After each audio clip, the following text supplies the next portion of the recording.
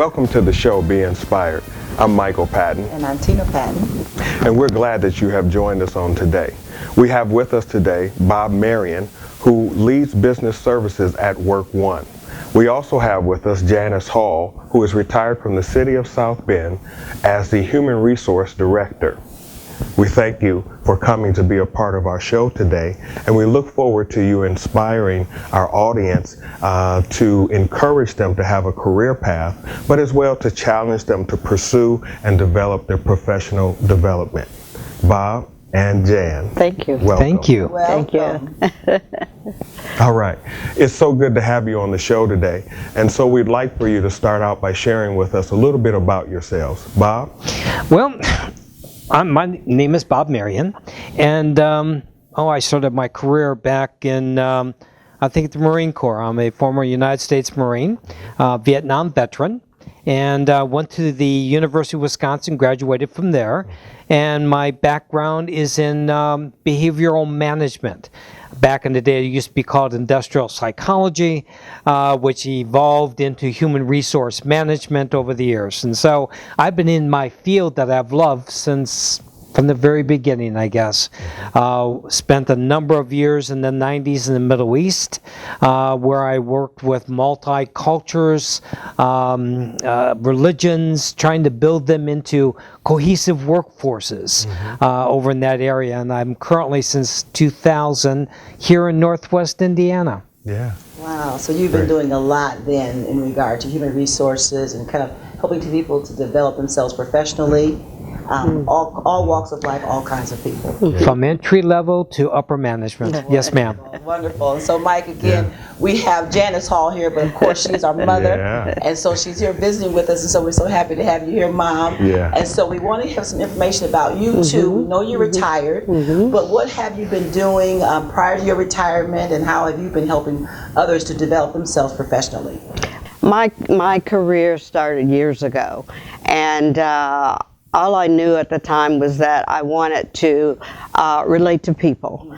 And so the positions that I've held were with the state government and federal government and starting out, and then that evolved into coming to South Bend, and I worked for First Source Bank for 17 years in the Human Resources Department, and then worked for the City of South Bend. Actually, I worked for them twice. My initial position with them was as Human Rights Director, and then I transitioned to First Source Bank.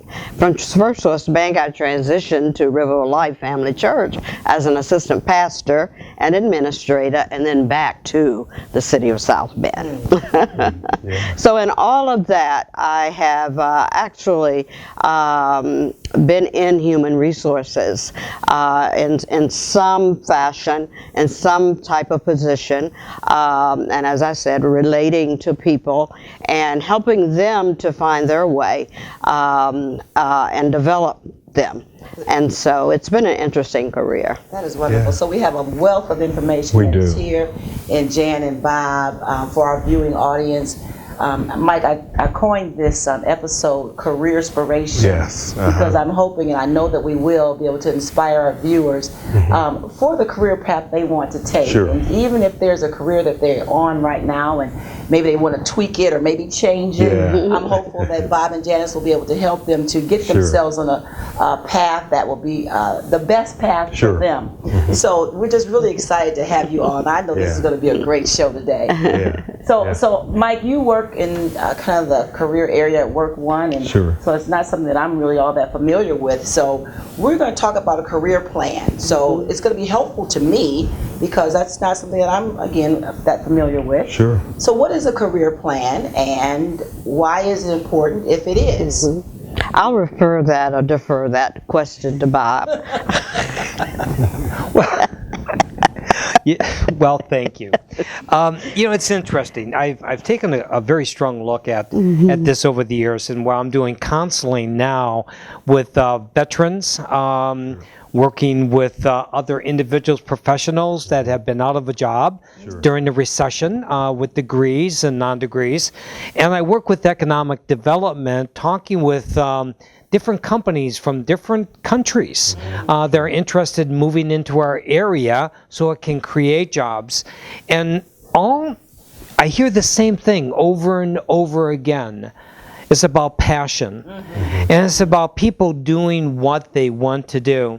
And as I've looked and listened, I think it's important for young people, old people, people who are trying to recreate themselves in today's marketplace, is to, if you can, get into something that you like, that you have a passion for.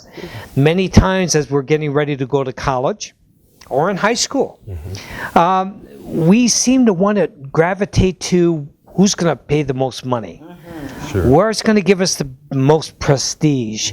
Instead, and then you can have all the money but be unhappy. But once you find out, and I think a lot of people that have come out of retirement they're fortunate enough to go and do what they want. You do that and you will prosper. And I think we're finding it today with the millennials. I think they get it. They want to have a purpose in life. And with that is they want to do what they enjoy, where they can make a difference. I think that's a key factor. It's just like, I refer to it as a GPS system. But if you don't know where you're going to plug in the address, what good is the GPS system? You got to know where you're going. And if you're going to go there, you want to go there to be unhappy, or do you want to go there to have fun? Why don't you go there to have fun? Absolutely. Working life is your second life, and you spend a long time doing it, so you may as well do it being happy. The other thing about this world is that there are so many careers that are out there. Absolutely. Why not find one that you enjoy? Absolutely. And I feel inspired to share really a testimony. The fact that a year and a half ago I experienced a stroke and retired.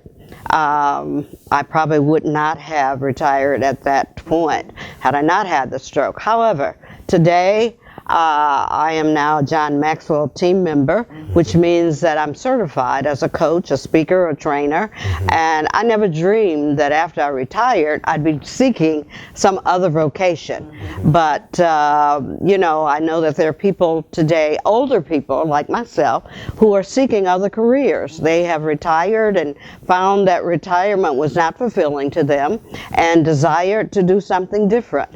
And so the jobs are there. The work is there if you want it. And so many of us, like Bob and myself, with the experience that we have, can pass that on to younger people. And this is one of the reasons why I think that I've chosen to do this at this point, because I know that there are individuals that need it. You were going to talk about the importance of having mentors and coaches, and this kind of segues into that. It does, and there is some importance to having mentors and coaches in your life. Even myself, I have mentors and coaches. I have mentors who are mentoring me in regards to ministry. I have coaches who coach me in regards to my professional career. Bob, I consider you as well one of my coaches and mentors as well. My mom has done a great job, an excellent job in mentoring and coaching me in regards to ministry as well as my professional career. So there's some significance as we talk about having a career plan to connecting yourself to coaches and mentors, individuals like yourselves who can share your experiences, but can be a sounding board to individuals who are creating career plans for themselves and as well are dreaming out their professional dreams. Jan, you want to share some information in regards to the importance of coaching and mentoring? Oh, I think it's very important, and I think that when we all look back, we find that we've had mentors in our lives. Encourage older people who have experience, like Bob, to be a mentor to someone. someone. And it is very, very key because they can pass on some life skills that maybe no one felt that they had. If I could share an experience that just came to me, that when I worked for First Source Bank, there was a woman who came to me and said that she had just been a housewife all of her life, had never had a job, and she didn't really realize what skills that she had. And after talking with her and pointing out some of the skills just based on what she told me her life was about from day to day, I hired her as someone to work for the bank. And she was just very, very pleased that that I had pointed these things out to her. But sometimes we just don't think about the qualities and the experiences that we have as we go through life, regardless of what we're doing. So it's very key. It's very important. Well, as we have been talking here with Janice Hall and Bob Marion, it's been very key that we understand that mentors are important. When we come back, we're going to hear from Bob in regard to mentors as well. Welcome. Come back again.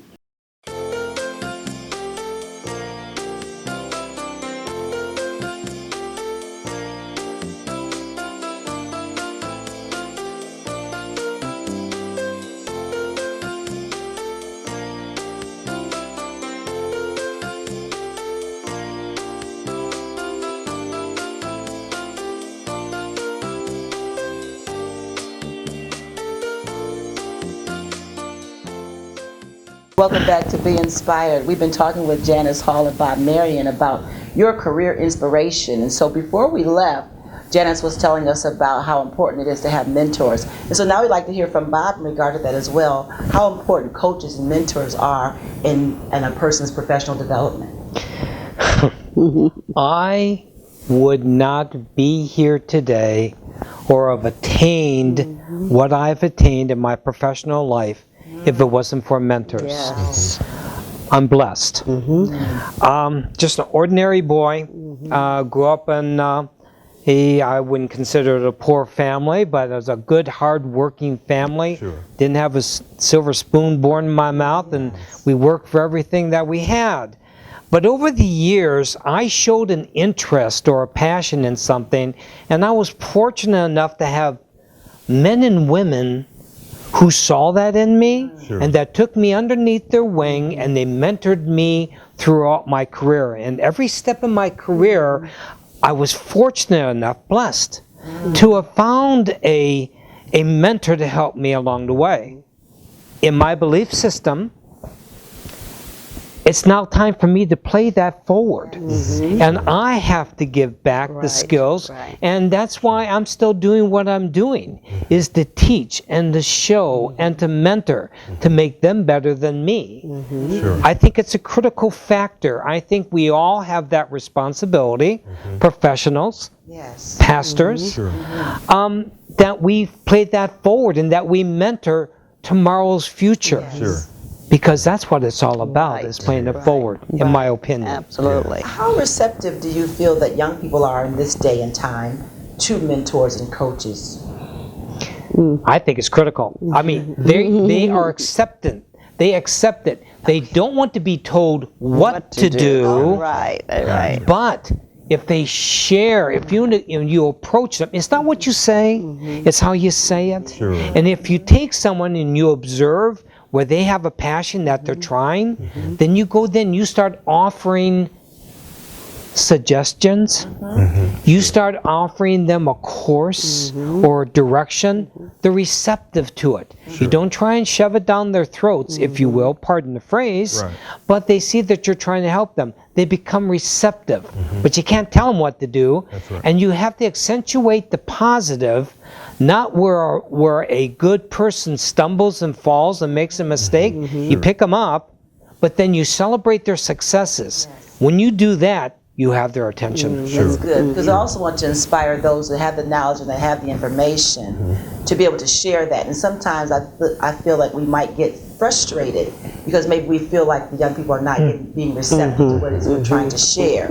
But what you've just said, Bob, has been very helpful, because we do want to inspire people to, be able to share and pay it forward, Right. because someone was able to mentor them. Yes, ma'am. Sure. Yeah. Wow. I'm telling you, you guys are sharing a wealth of information. And as we talk about career planning, as we talk about mentoring and coaching, how important is it to do an assessment on the skills that you have? As you look at career planning, as you look at professional development, how important is that? I think it's very important because it helps you to recognize the skill sets that you have, soft skills as well as hard skills, and it gives you the ability to sell yourself in terms of the interview and receiving or being accepted into a job. The assessment goes a long way. Because then it helps you also to look further in terms of developing yourself down the road. But if you don't know what your skill set is, then how can you sell yourself to someone else? And so it is very important. Well, once I know what those skills are, Bob, you can answer this question. What can I do to enhance my own skills? Well, you need to do a self-assessment. You have to realize and take a good look at, who am I? What am I good at? What do I enjoy doing? And that's the first step, because I've known people who knew what their self-assessment or the skill sets, but they couldn't sell it. They couldn't relate it to someone else. I was talking with a retired Air Force person just recently this evening, and we're talking about former military people coming back in the civilian world, where they have this raft of knowledge and training that our government trained them for. Nuclear, high school graduates, Star Wars, who man this stuff. And they come out of the military service, men and women, and they have all these transferable skill sets, but they don't know how to sell it or to relate to the civilian world. So it's a self-assessment. What are your skills? But then at the same time, what you're good at. But then, how do you sell those skills? How do you take a skill set and show that it's transferable skill sets into a discipline? Sure. And as well, I think in matching your skills with the jobs that are available. It's good to do research, and to find what jobs are available out there. We have now come into the technical world. So if you're not prepared, then those jobs aren't there. Engineering is a good example of that, and that there are plenty of jobs in that field, but not everybody is going to go into engineering. So we have the computer now, we have Google, and we need to research and read about those various jobs and what is required for those jobs, and then match those things with our skills. And then we know how to direct our attention and our time and energy to finding what we want to do. And even as we were talking about, passion earlier, there are those that we find a passion, we have a job, or we have a career path we think we want to go in, and say it's in the medical field, and we say, okay, I want to be a doctor. Right. Do we start at the top, or do we start at the entry position? How do I get my career going? So do I say I want to be a doctor, so I want to be a doctor now, or do I start maybe in a hospital doing some intern work? Do I start as a nurse? Do I start shadowing someone? How do I start? Do I always have to start at entry level? Maybe the medical field wasn't a good example. Yeah. Do I always have to start at entry level in any position that I wanted to go into? Can I just go straight to the top? And I can move with the medical aspect of it all, but I want to go with McDonald's. Okay, that's good. As a young person, and one of my first jobs was at a McDonald's. Okay. I was a high school kid. I had just turned 16. I was able to work. And I found a skill. I found what I liked doing. And I started at the bottom, But no matter where I went in life, if I was going to manage, how did I know what to manage, how to manage, unless I did it myself? Vietnam, being a infantry officer, my men had to believe in what I did. They knew that I would not ask them to do something that I wouldn't do or that I hadn't done. And it's just like with McDonald's. They'll grow you. You must be a grow person. You must be a counter person. You must be an assistant manager. And you grow because that's where you really learn. Right. Same thing with engineers. Sure. You in there, you have to understand, because then when you start managing people, a good leader is going to have leadership skills to be able to show and tell others, and that they know as much, if not more, than you do. Those are the people that get promoted. So whether it's going to be a doctor or whether it's going to be a manager of a fast food restaurant, you start at the bottom and you learn. That's right. You learn what it is to flip a hamburger, to sweep the floor, to change a nut, to change a light bulb. Then you can teach that as you go further, is my opinion. Sure. These are some very good nuggets. And we're going to take a little break, but we're going to be right back. And when we come back, we're going to talk about key steps to interviewing. And so, Janice, I know that's going to be your heart. We're going to talk about interviewing and dressing and those kind of things. And so we're going to be right back, so don't you go anywhere.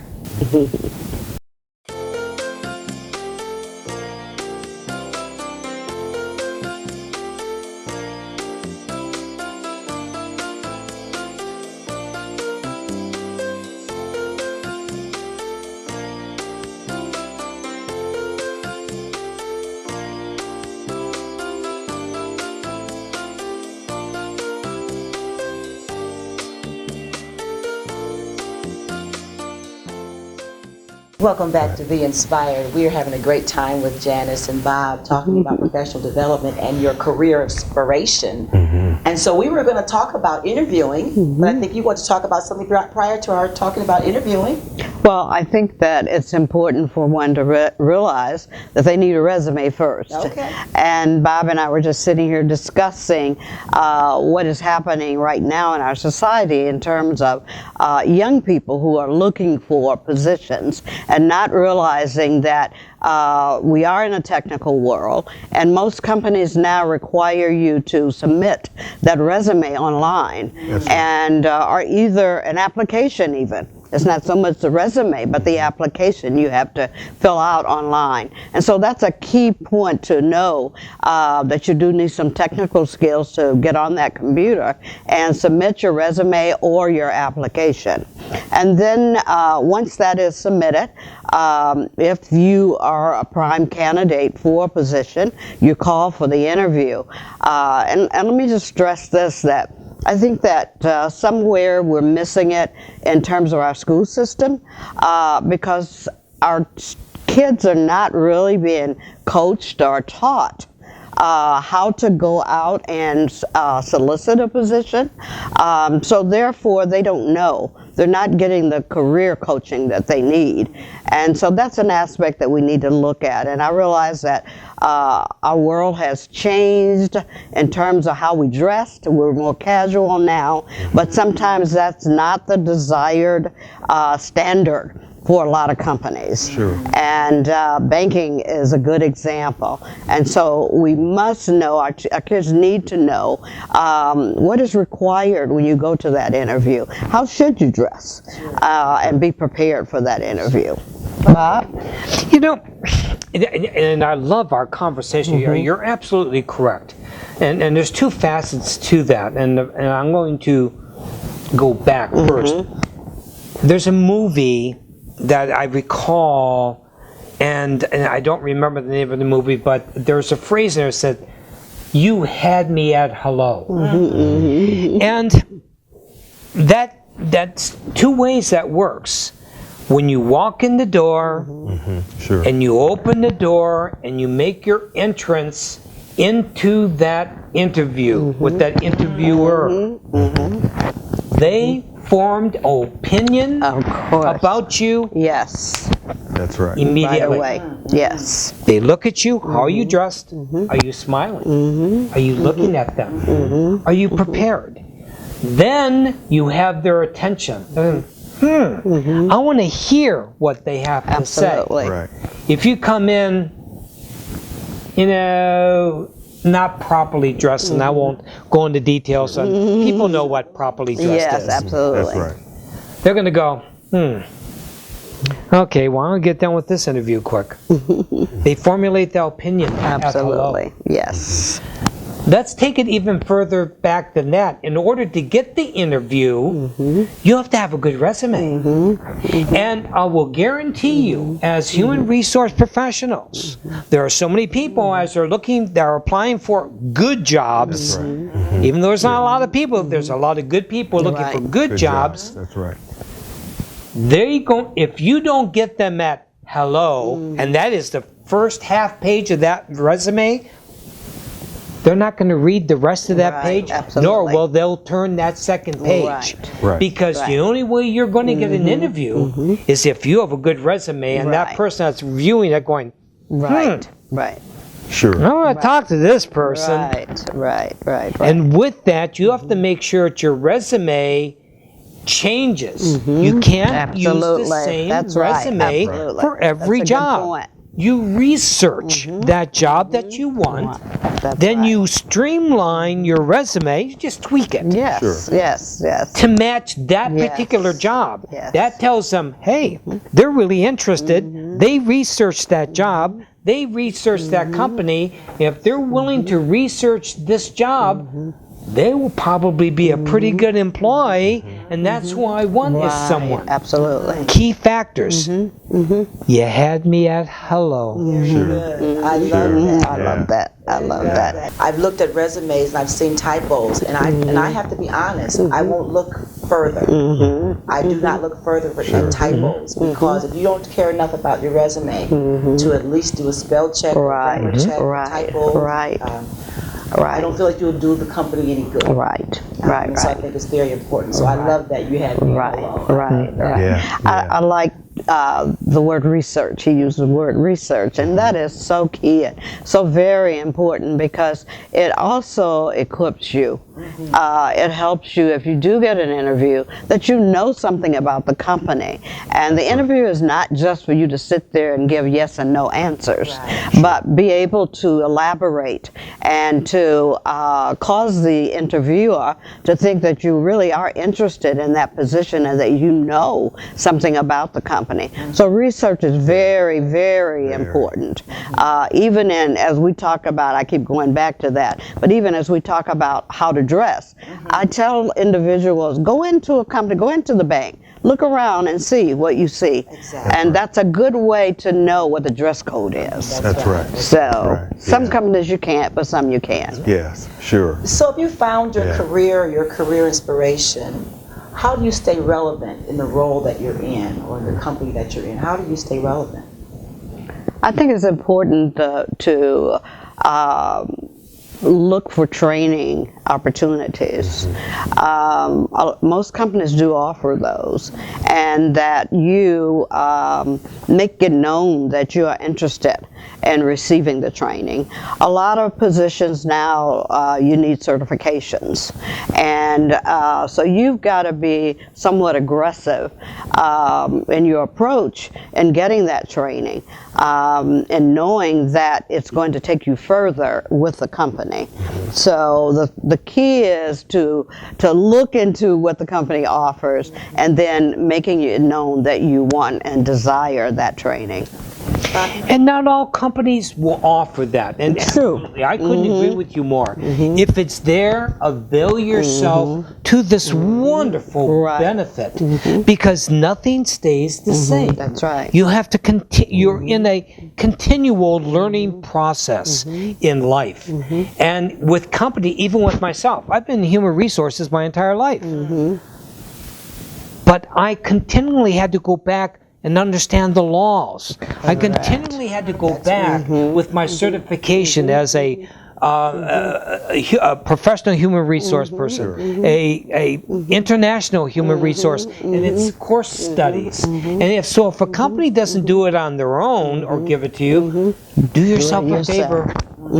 Keep doing it, because even doctors have to go back and be recertified. Even nurses and lawyers and engineers. Absolutely. Every field has to. Machinist. Today's machinist is all computerized. The machinist of today is totally different than the machinist of a mere 20 years ago. It's all about continual education, and technology is changing like that. And if you don't stay with it, it'll pass you by. That's right. That's right. So what role should an employer play in grooming and developing their people professionally for the next or for the trend that the company is headed in? What responsibility do they have? Pet peeve of mine, Michael.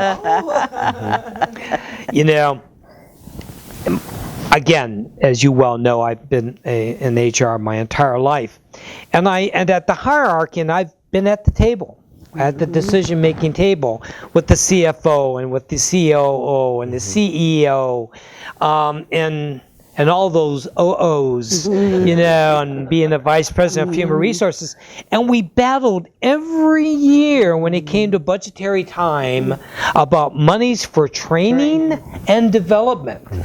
Development of our existing staff, incumbent, and also monies for new employees. And it was always, because it comes from bottom line dollars. And you better show an ROI on that return on investment. What better investment than in your own people? And this way you stayed current and you grew, etc. But during a recession or a depressionary period, that for some reason is the first to go. And when we recover, it seems to be the last to come back. So as we sit here, it's invaluable, and I wish more companies got it. Because what's interesting, the companies that get that are the Fortune 100 and the Fortune 500 companies, and even the small companies. You know, to be a Fortune 500 company, to be successful, you invest in your people's development and training, you are going to have a successful company. And I wish more companies did that today. And we're right on that cusp now. Because now they want us to provide monies to them to train their current employees. And I'm saying, well, why don't you spend some of your own money in training your people, and we'll help you with monies to train new employees. A pet subject of mine, Michael. It's critical for us to continue to grow. Well, after we're gone, it'll continue. You have to invest into your most important and most valuable asset, and that is your human resources. Absolutely. We have been having a wonderful time talking about careers and professional development, and we're almost at the end of this show, I hate to say. So is there anything that you would like to add, just to inspire our viewers to have get a bounce in their career, or anything you'd like to add?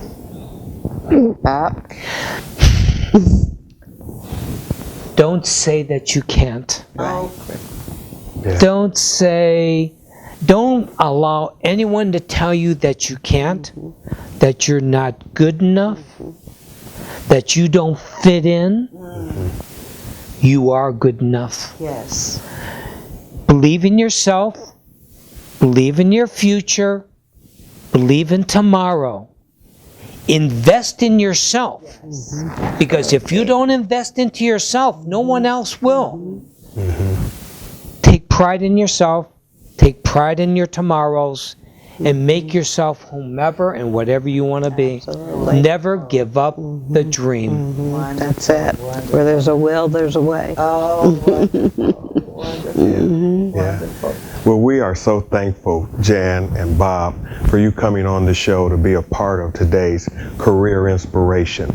We hope that what you've shared, the tidbits that you've shared, has inspired our viewing audience on today, to inspire them to assess their careers and to as well connect themselves to mentors and coaches that can be invaluable to them as they are dreaming out their professional lives as well. And then as well, I like what you all both were in agreement with, and that is to research out the opportunities that are around you. Sometimes we don't research the resources that are around us, and we don't do the assessment that's needed to find out what would it take for me to invest myself in regards to enhancing my skill sets so that I position myself for furthering my career. And I think that's important to all of us as we look forward and we look at our professional career and what it is that we desire to be the end result. And so you guys have shared some invaluable information with us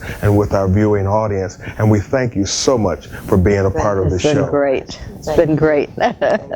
So we thank you for joining us today, and we hope that you've been inspired.